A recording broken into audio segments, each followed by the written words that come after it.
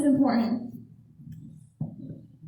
It's also interesting, like just in Christian culture, we still have this idea that, we need to stay pure before marriage, right? We still have this idea that physical purity before marriage is important, but somewhere along the line we lost the emotional purity, the purity of the heart, right? And they're the same thing. You can't have one without the other. It doesn't work that way. That's not the way that God set it up to work. It's spiritual alongside the physical, right? So examples of that would be, okay, where was I going with this?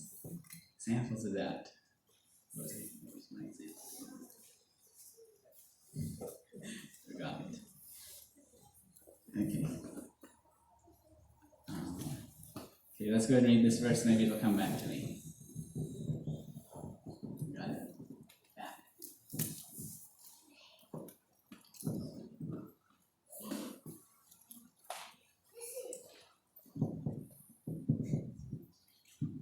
Yeah, that's something I want to say too. It's not just for young people. It's just as much for old people as young people.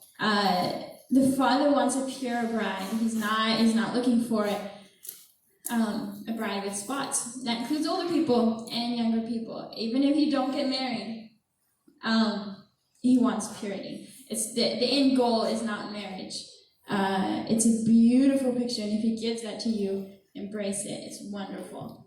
But the purpose of it is His glory, is to be presented before Him pure. The pure in heart will see God. And I really want to see God. I want to know His love, and He has He's given us a way to do that, to walk in purity and to be cleansed, to take on His name and have our past washed away, so we can see that. We can see God. Like, we're His creation. Can you imagine that? That He would give us that that depth of intimacy with Him. So I would highly recommend pursuing it, the highway of holiness. It's not easy. We're going to experience resistance, but it's also the spirit of Elijah. He experienced a lot of resistance. So did John the Baptist. They were both sought after to be killed because they were preparing the way for the Lord. So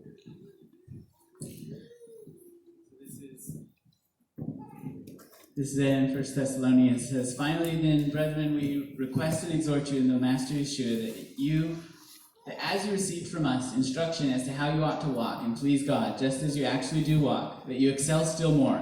For you know what commandments we gave you by the authority of the Master Yeshua. For this is the will of God, your sanctification. That is, that you abstain from sexual immorality, that each of you know how to possess his own vessel in sanctification and honor, not in lustful passion like the Gentiles who do not know God, and that no man transgress and defraud his brother in the matter, because the Lord is the avenger in all these things, just as we also told you before and solemnly warned you. For God has not called us for the purpose of impurity, but in sanctification. So he who rejects this is not rejecting man, but the God who gives his Holy Spirit to you." So it's interesting, he's talking about purity, right? He's talking about sexual immorality. And at the end, I find it interesting that he mentions he's the one who gives his Holy Spirit, right? He's the one who draws us to Messiah. Like he gets that connection there. But it also it says here, no man transgress and defraud his brother in the matter. So it's referring to sexual immorality. You could say, yeah, but it's only talking about the physical thing, but it's not, right? It's talking about the spiritual or the emotional as well. If you're trying to win some young lady's heart, and outside of a covenant, if you haven't already established a covenant and you're going to be married, and you're trying to win some young lady's heart, then you're defrauding your brother. If you don't actually end up marrying that girl, she's going to be somebody else's wife, and you're defrauding your brother through that. Right? So we need to be careful. We need to be careful in our interactions with our other brothers and sisters, not to try to take someone's heart that's not already been given to you in covenant. Right? That mostly wraps it up, I think. Also, later on this week at the marketplace, we'll have these books. There's one called Beloved and one called Betrothed. And these basically just have stories. I think there's anywhere from 8 to 12 stories in each of the books. And it's just stories of couples about how they walked this out, how they were able to make it work in today's culture, and how they dealt with things like being, across the United States or across one in Europe and one in the US, or just stories of couples that made it work this way, that were able to walk it out in purity, seeking their parents' wisdom, parents' counsel. And it's really inspiring, really encouraging for young people, and also for parents that are trying to get insight into how can we make this work in today's culture, because it's a challenge. Like we aren't already just saturated with this betrothal culture and this understanding, and so it's sometimes challenging to figure out how we can walk it out. So,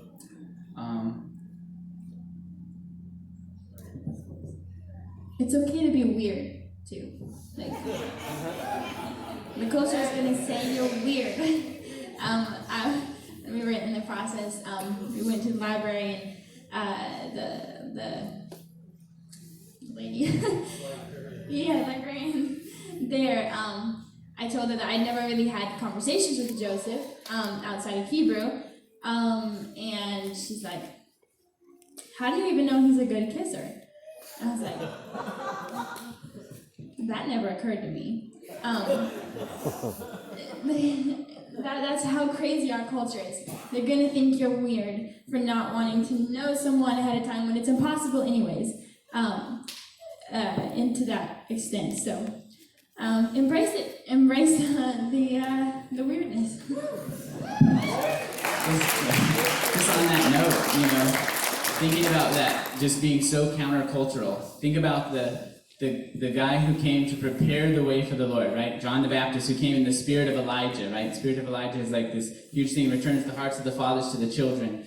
And you think about John the Baptist, he was just this normal guy who did what everybody else did, right? He wore camel's hair, and he always spent his time out in the wilderness, ate locusts and honey. See, I don't think those are normal things. He was pretty weird. I think everybody thought, who is this guy? He is just weird, right? He was very countercultural. And what was his job? To prepare the way for the Lord. So if we're really wanting to see the return of Messiah, we can't just follow the culture. That's not going to do it. That's not what prepares the way. Okay. So I think that covers what we got here. I want to go ahead and pray with everybody, and then I'll get the mic back. So Father in heaven, we just thank you for this evening. Thank you for this message.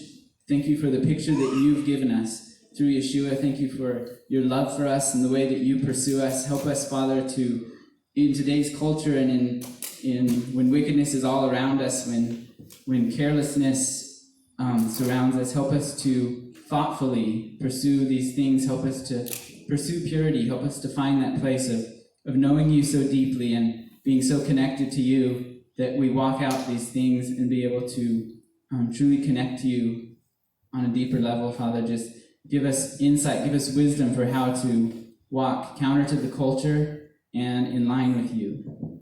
In Yeshua's name.